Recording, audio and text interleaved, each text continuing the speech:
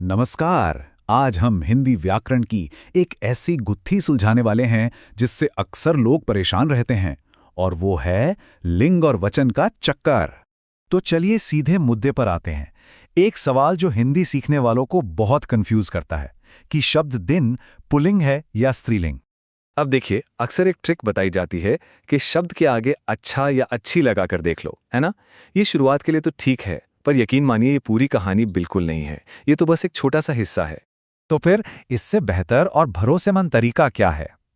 एक सिस्टम है, एक फ्रेमवर्क जिसमें 3 स्टेप का एक आसान सा टेस्ट शामिल है। तो ये 3 टेस्ट हैं।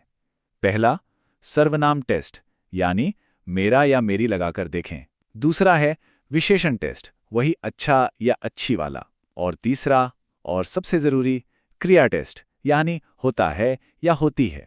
मतलब किसी भी शब्द को इन तीनों पैमानों पर तौलकर देखा जा सकता है। और जानते हैं ये तरीका आया कहाँ से? ये उन मुश्किलों को समझकर बनाया गया है जो एक सीखने वाले को होती हैं, क्योंकि सबसे अच्छे शिक्षक वही होते हैं जो खुद उस रास्ते से गुजरे हों।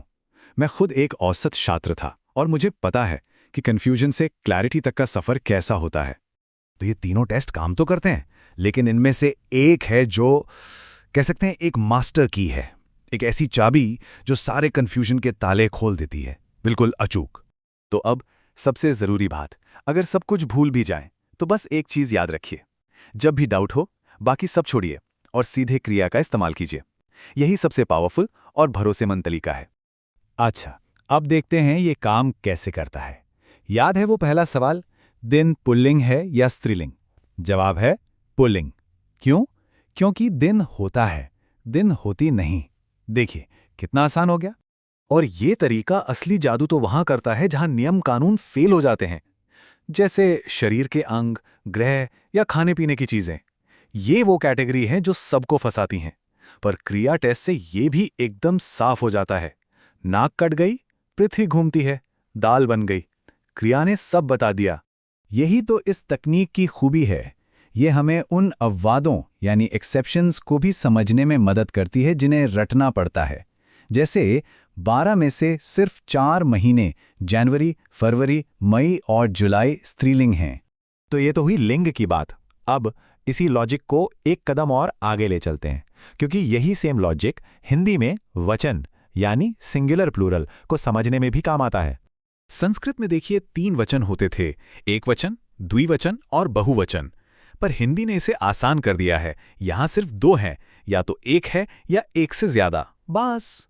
और यहां भी कुछ मजेदार बातें हैं।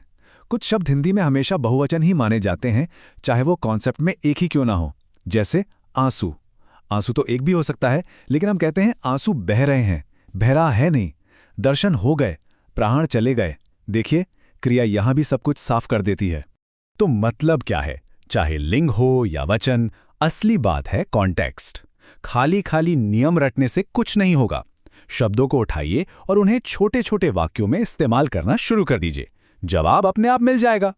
तो अब जब ये मास्टर की हाथ लग गई है और ये पता है कि चाय स्त्रीलिंग है और दूध पुल्लिंग, तो अब अगला कौन सा मुश्किल शब्द है जिसे इस चाबी से परखने का मन कर रहा है? सोचिए।